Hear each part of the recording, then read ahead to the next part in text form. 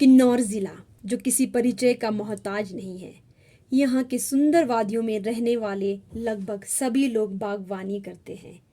किन्नौर में बागवानी के क्षेत्र में उल्लेखनीय प्रगति की है। अगर आंकड़ों की बात करें तो 1971 के दशक में जिले में बागवानी के अंतर्गत मात्र 1041 हेक्टेयर क्षेत्रफल था, जिसमें 3138 मीट्रिक टन फलों का उत्पादन होता था, जो कि आज बढ़कर 2021 से 22 के दशक में 12,655 हेक्टेयर के क्षेत्र में बढ़ चुका है तथा इस एरिया में 49,497 मीट्रिक टन का फलों का उत्पादन कर रहा है। बागवानी ने जिला किन्नौर के आर्थिक स्थिति को भी समृद्ध कर दिया है और आज सभी बुजुर्ग, पुरुष, महिला बहुत ही अच्छे से अपने जीवन जी रहे हैं। उत्पादन के साथ साथ बागवानी के तरीके में भी बदलाव आया है। बदलाव हस्तचलित उपकरणों से शक्ति चलित उपकरणों में, पारंपरिक बागवानी से सघन बागवानी में। पारंपरिक सेब की किस्में जैसे रॉयल, रेड, गोल्डन से नई उन्नत किस्में जैसे जेरोमाइन, रेडलम, किंग रॉड, रेड विलॉक्स, ऑर्गन सपर, ऐसी वैरायटीज़ में। सेब की पैकिंग पारंपरिक से मशीनी उपकरण में, कुल से सिंचाई से लेके टपक सिंचाई में। तो चलिए सुनते हैं बागवानी में बदलाव की कहानी इन्हीं बागवानों की जुबानी। देवीलाल ऐसे काम करता था भैया, सब्जी का काम, उसका काम पहले से। हमारे को तंगी तो करना पड़ता था। अब पैसे भी थोड़ा ज़्यादा मिलता है, सब्जी भी हर चीज़ का। पहले बड़ा दिक्कत से वो करना पड़ता था। अभी सब हर चीज़ में एग्रीकल्चर वालों ने हेल्प करते हैं हमको। जब 25 से 20 साल हो रहे जी यहाँ हो करते हैं मेरे को। पहले रंग नहीं आता था, ये कलर उसका क्वालिटी में फ़र्क था। अब नए नए वैरायटी आने से कलर भी और आने लगा। हर चीज़ में बदलाव आ गया पहले से अभी। कहाँ बिल्कुल सस्ता दाम में जाता था, अब तो पैसा ज़्यादा आने लगे। नए नए चीज़, फसल भी नए नए जिनका तैयार हो रहा है। पूरा हाथ से वो करना पड़ता। अब तो हर एक चीज़ खुदाई करना, वो सारे मशीन आ गया। सब हमको हाथ का वो करने को जरूरत नहीं पड़ता, मशीन। लोगों को बताता हूँ पुरानी टाइम और आज के टाइम में जो बागवानी होती है उसमें किस तरह का डिफरेंस और किस तरह के चेंजेस आए हैं। पहले हमारे बुज़ुर्ग जो है ट्रेडिशनल जो है पौधे लगा, ट्रेडिशनल जो पौधों में आता है जिसमें रॉयल है, रिचर्ड है, रेड है, इस तरह उस समय सारे मैक्सिमम लोगों के हाइट से लो हाइट से लेकर हाइट तक तो इसी तरह का एक ही तरह का जो है एप्पल प्रोड्यूस करते थे। धीरे धीरे समय बदल गया और इसमें कई वैरायटीज़ आने लगे। एप्पल की कई वैरायटीज़ में जैसे लो हाइट से लेकर जो अपर हाइट तक के अलग अलग वैरायटी आए। पहले ओल्ड ट्रेडिशनल प्लांट्स में क्या होता था, बहुत बड़े बड़े प्लांट्स होते, जैसे कि आप यहाँ देख सकते हैं। इसमें क्या था कि जैसे प्रोडक्शन तो काफ़ी होती थी मगर उसमें क्वालिटी जो है बहुत कम पौधों में आती थी। जो क्वालिटी जो है कब बहुत ही कम आती थी। इसलिए अब जो नए उसमें अब जो है हमने इसको धीरे धीरे हम इसको भी चेंज कर रहे हैं। जैसे आप देख रहे हैं कि अब जो है छोटे प्लांट्स हैं उस पे जा रहे हैं। इसमें हमने यहाँ पे जो है किंग रोड, रेड ब्लॉक्स, जेरोमाइन और जो डार्क बेरनगाला, इस तरह के अलग अलग वैरायटीज़ की हमने इस बार नई प्लांटेशन की है। अभी धीरे धीरे इस ओल्ड प्लांट्स को हम इसको धीरे धीरे जो ख़राब हो रहे हैं उसको हम वाइंड अप करके हम नए उस पे आएंगे। नए इसमें क्या है कि एक तो पौधे छोटे रहेंगे, उसमें जो है आपकी देख रेख में, खर्चे में और जो है सारा मैनेजमेंट जो है इसमें बहुत ही आसानी रहेगी। तो हमारा अब ये क्वालिटी और जो हाई प्रोडक्शन पे ध्यान दें।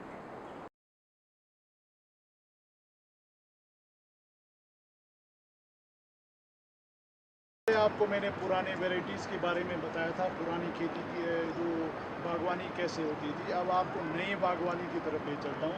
नए बागवानी आप देखिए इसमें किस तरह की फ्रूटिंग हो रही है। ये हमने 5-6 साल पहले डाला था और इसको देखो इसमें कितनी फ्रूटिंग अच्छी हो रही है। और इनमें जो है कुछ हमने अपने डाले हैं जिसमें हाई डेंसिटी पे भी काम कर रहे हैं हम। कुछ जैसे हमने रूट स्टॉक पे भी काम किया हुआ है, कुछ सीडलिंग पे भी काम कर रहे हैं। और हम देखेंगे कि कौन सी वाली रूट स्टॉक या सीडलिंग में किस वाले में अच्छी प्रोडक्शन होती है, हम उसको ही आगे बढ़ाएंगे। और इसमें एक फ़ायदा ये है कि जो नए जो हाई डेंसिटी पे इसमें मैनेजमेंट और उसको देखभाल में आपका खर्चा बहुत कम होगा। और जो प्रोडक्शन और क्वालिटी आप जो है इसको देख के ही आप यहाँ से बता सकते हैं कि इसमें बीमारी है कि नहीं है। जो कि परे जो पुराने बड़े बड़े पेड़ हैं उनमें आप जो आसानी से नहीं देख पाते हैं।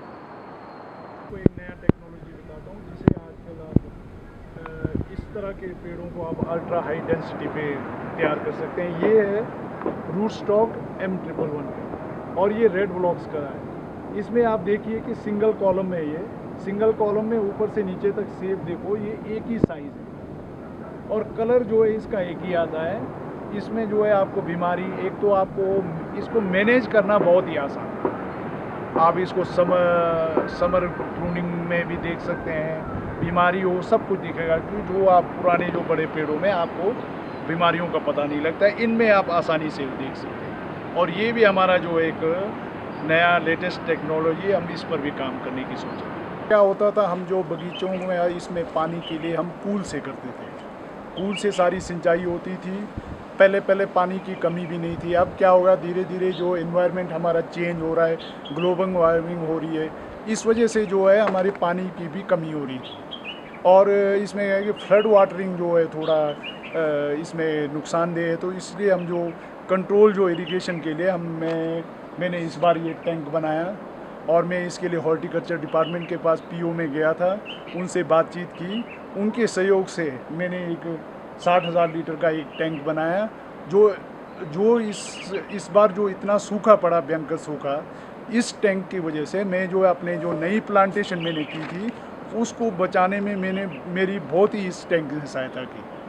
अब टैंक बनाने के बाद मैं ये सोच रहा हूँ कि इसको धीरे धीरे जो टपक सिंचाई जो ड्रिप इरिगेशन है उस पर भी मैं जाने के बारे में सोच रहा हूँ, ताकि जो मेरा सारा जो वाटरिंग का जो पूरे सेब के पौधों में जो पानी डालना है उसकी जो समस्या है जो हमेशा के लिए मेरी समाप्त हो जाए। आपको बताना चाहूँगा ये ब्लैक एम्बर है। ये बहुत ही इसका साइज़ देखो ये कितना अच्छा है। ये हमारे सेब के साथ साथ जो और वेराइटीज़ जो है वो उसका काम करेगा और ये बहुत ही अच्छा और बहुत ही मीठा है।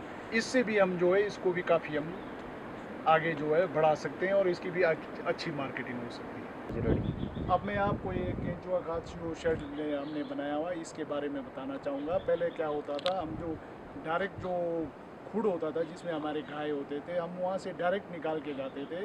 वो कई बार जो कच्चा रह जाता था और हमारे सेब पौधों को नुकसान करता था। जब हमारे अब जो नई टेक्नोलॉजी में इसका ईजाद हुआ तो हमने हॉर्टिकल्चर डिपार्टमेंट के पास गए, उन्होंने इस पर हमारे को अनुदान भी दिया और हमने ये बनाया। और ये जो केंचुआ खाद है ये हमारे लिए जो बहुत ही अच्छा है, क्योंकि ये हमारा जो दूसरे जो हमारे अंग्रेजी खाद हैं उसमें काफ़ी हमारा नुकसान होता है, मगर ये जो है हमारा लॉन्ग लाइफ है। इसमें केंचुआ जो है अपना जो इसकी जो प्रोडक्शन कैपेसिटी है केंचुआ खाद में वो और खादों से बेहतर है। ये हमारे जो प्रोडक्शन में बढ़ाने में बहुत ही मदद करेगा। अब आपको मैं ये जो नए जो स्प्रे मशीन्स आए हुए हैं वो उसके बारे में बताना चाहूँगा। पहले क्या था कि हमारे बुजुर्ग जो है जो फुट स्प्रेयर होते थे उससे स्प्रे करते थे, उसमें जिसमें काफ़ी मेहनत लगता था। अब जो है नई टेक्नोलॉजी चेंज हो रही है तो नए जो मशीन आए, जो हॉर्टिकल्चर डिपार्टमेंट भी हमारे को इस पर सब्सिडी देता है, वो हमने भी ये लेके इससे जो है स्प्रे में बहुत आसानी है। तो ग्रास कटर मशीन है।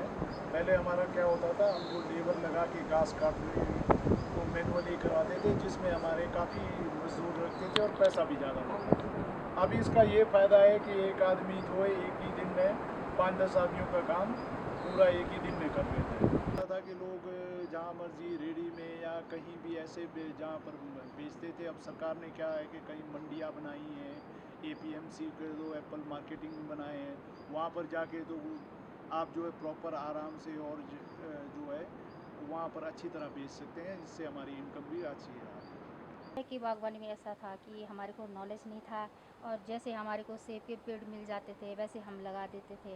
फिर उसमें कलर नहीं आता था, हमारे इनकम सोर्स कम हो जाता था।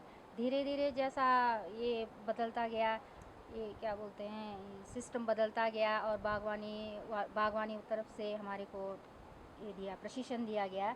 उसके मुताबिक हम पेड़ पौधे लगाते हैं, उसमें अच्छे अच्छे वैराइटीज़ के सेब आते हैं और कलर भी अच्छा आता है, उसमें हमारे को इनकम सोर्स भी अच्छा है, मार्केट रेट भी अच्छा मिल जाता है।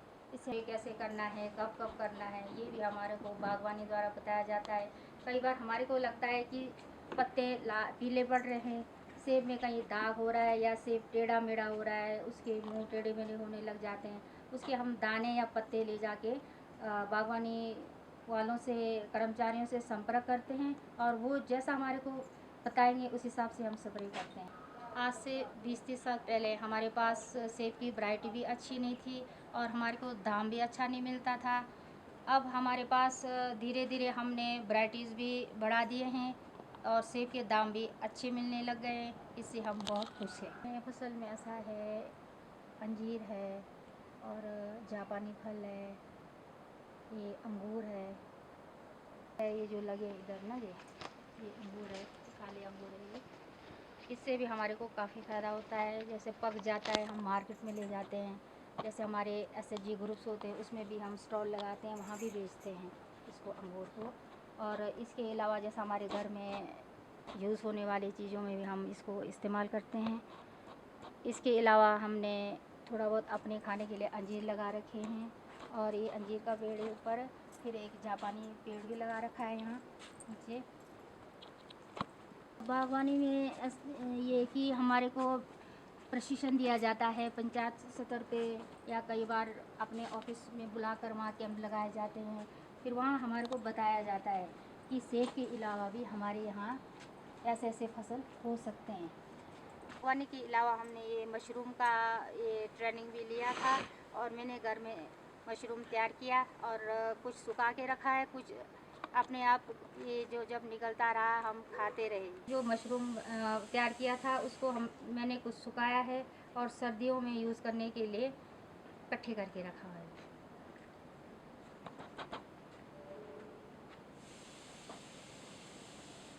की तरफ भी, ये जो मशरूम की तरफ भी जाएंगे, हम बीज मंगवाएंगे बागवानी वालों से संपर्क करके, हम बीज भी लेंगे और घर में तैयार करेंगे। अगर हो सके तो हम इसको मार्केट में ले जाएंगे।